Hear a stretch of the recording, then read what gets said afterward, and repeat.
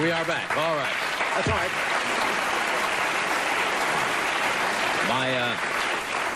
My first guest is a good friend. He's had an amazing record of successes on television. In the early years of CBS, he was on CBS. Then he had the show with Suzanne Pleshette. And he's in the third year of the Bob Newhart Show. Busy, busy, busy. It premieres, what do you mean it premieres Monday? Oh, the season premiere premieres Monday, October 17th at 9:30 p.m. Is that on this network? No. Not on this network. No. Well, it's on one of the others. Yeah. This coming Saturday, he'll be appearing at a benefit for Seattle University. Would you welcome Bob Newhart?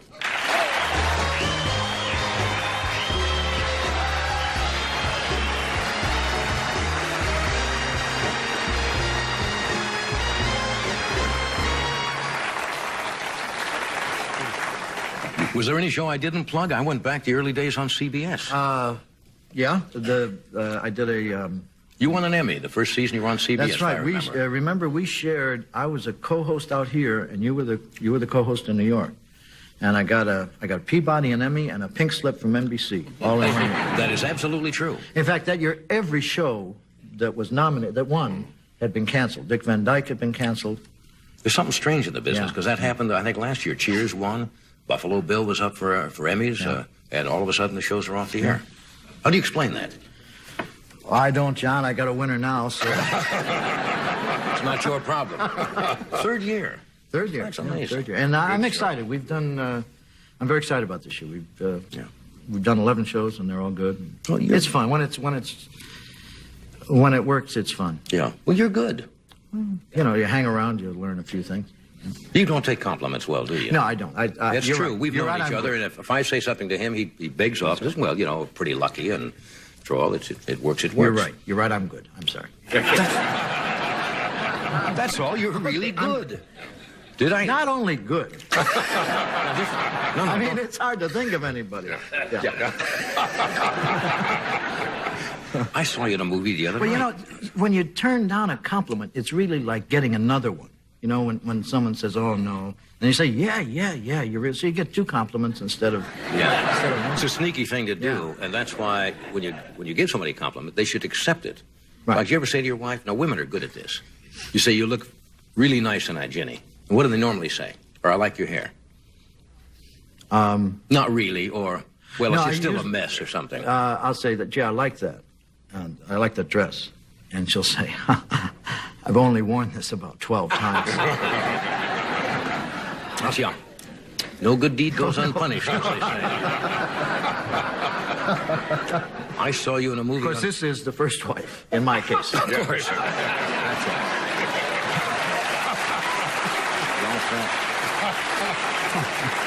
Not only good, but a streak of cruelness underneath the goodness. We're all made up of two different people. Let me write that down. What? Write that down. I don't come up with a real pithy statement too often. Kevin, are you trying to tell me something? We have to do a commercial, then we'll come back, and you can hurt me again. Stay where you are. We'll be right back.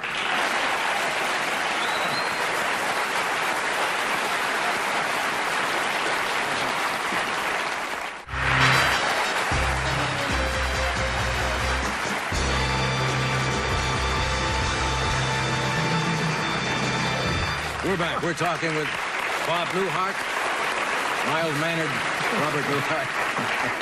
I did some jokes early in the monologue about the strike at Disneyland, which is really getting kind of rough. Those people are going to walk out. You've worked at the Disney studio. I did a animated voice, Bernard the Mouse in The Rescuers with Ava No, I never Gabor. saw that. Yeah. You mean you played a cartoon character? You come in, it's really interesting, but you come in and you do like 5 pages. And then you come back a year later, because it takes them that long to do the 5 pages you did. And you have these conferences, you know, which I really wasn't used to, but they take very seriously. Like, say, okay, let's see, you landed in New Orleans, and you and Ava have flown on the back of the Albatross from New York to New Orleans. So you'd be kind of tired, I guess. So, yeah, I guess you fly from New York to New Orleans on the back of an albatross, you're going to be a little...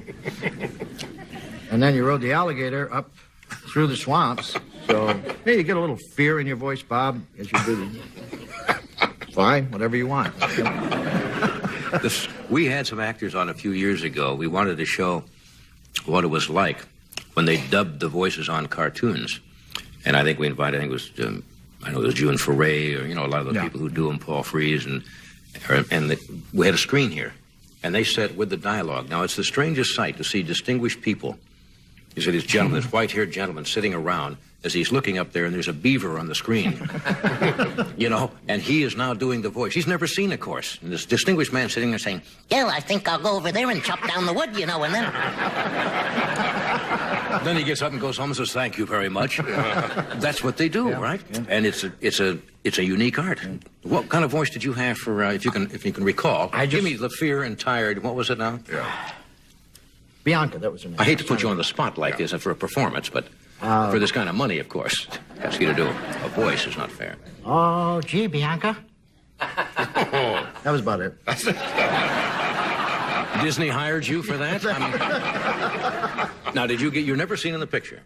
No. But you just get credit. You get credit for that. My daughter, I have a 6-year-old, and she loves it. She thought that was probably one of the finest things?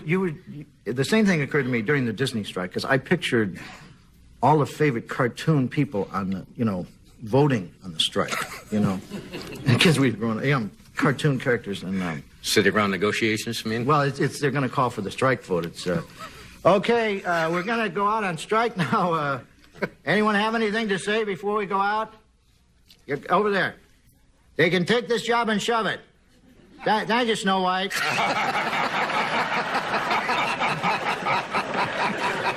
Okay, all those in favor of strike, raise your right hand.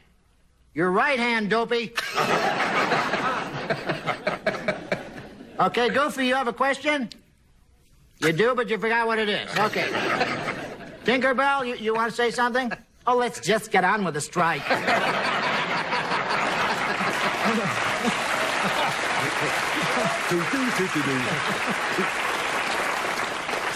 Funny idea, negotiating. What did I say last week? I said something about one of the problems was they had a Pinocchio on their negotiating team. They're talking about terms, which is a little tough. See, when he lied, he got it wrong. Sometimes we spell it out and we do diagrams for the jokes. You had a birthday this month or last month?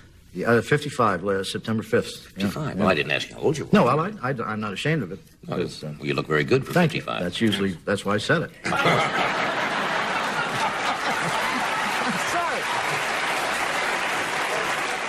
No, Ginny, my wife taught me that. She said, you should always tell your correct age, because if you lie about it, people are going to say, oh, boy, she looks terrible for that. Yeah. Could even overestimate a little bit. Yeah.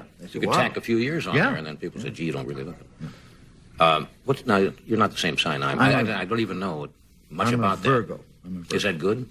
Well, I think it's good. Hey, I didn't have a hell of a lot to say about it. Of course. That was it. But I'm a typical Virgo. No, what do you mean by that? Very logical, patient, very patient. Married to a Sagittarius who's, the marriage shouldn't last, according to astrology.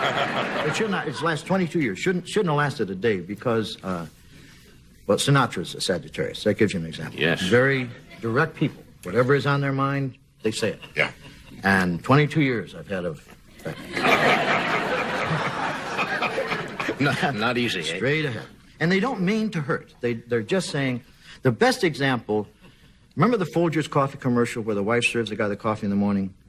And he's, worst coffee I ever had in my life, right? And she cries and she goes to Mrs. Olson, whatever. Right. Yeah. And she says, how do you make great coffee? Oh, it's very easy, It's a mountain good. Jumping with the coffee. Now, if that were a Sagittarius, the wife were a Sagittarius, the guy would get the hot coffee right in the crotch.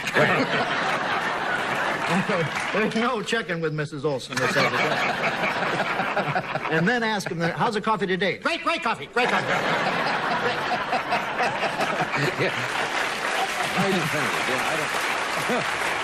I'm one of those people, I don't put much credence in astrology, to be honest with you. But I'm what they say on the cusp, whatever that means. Very uncomfortable, I know that. Libra, Scorpio, October 23rd. Well, Libra's, and I'll get letters on this, because, this is a... Give me the good stuff. I don't care about the bad stuff. Well, there isn't that much good stuff. No, Libras can't make up their mind. But that's not you. No, Libras... It's a Scorpio. Scorpios, very secretive. That's what I secretive. hear. Yeah. They keep secrets. Well, I mean, you see, it's not an attractive animal. If you've ever seen a Scorpio, you know, it's No, that's true. kind of carries things, narrow hands, and kind of carries things. You're not getting this from me. So you think I have more of those traits? No, I'm not saying Is that. that what you're saying? You own the building. I mean, That's what you're you've insinuating. carried away a few things over the years. Yeah, I managed to, yeah. I guess that's true. I don't, but when I see those things, I say, yeah, that's true. I am kind of secretive. There are private or I don't run my life. I mean, I don't stay in bed if I have a bad report that day. Yeah. And there are people. There have been actresses who have done that. They won't go to work. They won't drive. They won't take make a part, phone. Yeah, things like that. Yeah. because their chart or whatever it is. But there's enough instances of. I mean, I can see it in myself, and I can see it in friends that are Virgos and that are Sagittarius. Yeah, but don't you think those are the things, qualities you can also have in any other sign? You pick out the ones that seem to fit you and reject the others. Yeah. Well, all right, Rickles is Taurus the bull, all right? That's more or less. Maybe there is some credence to this. Tauruses love to stay home. They hate to travel. They love, and Don's like that. Don hates to go on the road. Right. Yeah. So there is something to it. Oh, come on now. You really believe that? I said, I don't run my life by it, but I've just seen too many instances of it being correct. Well, there's no scientific basis for it, though, is there? No, I suppose not. Turn on me. I didn't, I just... Didn't you read that about me? You didn't know I was going to turn on. Scorpios also turn on people when they don't believe them either. No, if you were I'd tell you more about it, but I'm that. too secretive. Yeah. See, you wouldn't have said that if you were a true Scorpio. You would have waited, and then when the show was over, you would have turned to Freddie and said, I'm going to get him. The fact I did it openly like this must be some nice quality. Oh, no, there are a lot of lovely qualities. Well, I haven't heard any of them. All I've got is this so far. Did that feel natural? Yeah, that kind of like that. Just like... Yeah, I sleep that way at night, come to think of it. It's kind of a... Well, that could be other things, too. Loneliness is one of them, yes. Scorpios also have a tendency to be lonely. Lonely, yes. And sleep Yes, like this. Hoping that something will just show up.